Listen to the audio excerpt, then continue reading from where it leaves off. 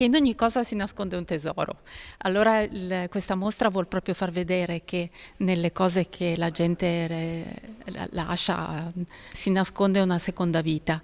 Abbiamo costruito borse, astucci, sciarpe e tante altre cose. I mobili sono stati puliti, risistemati e anche quelli sono pronti per andare ad abitare in una casa nuova. Si vedono diverse persone che stanno venendo.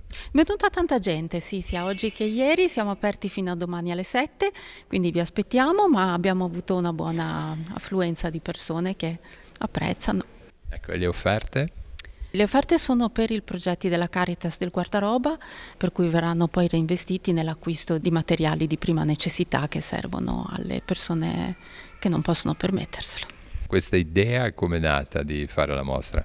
Allora, questa idea è nata dal vedere quante cose belle ci sono in giro e che possono essere riprese, rimesse insieme. Ad esempio abbiamo visto che ad esempio 2 cravatte bellissime sistemate insieme possono diventare una cintura, quindi hanno davvero un'altra possibilità. Cosa dite di questa mostra?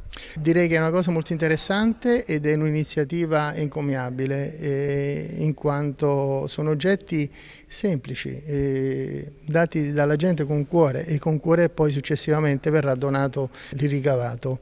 Sono iniziative, ripeto, che bisognerebbe riproporre più volte, proprio perché danno una realtà di quello che è la brava gente, la gente che è semplice, come siamo noi poi del resto.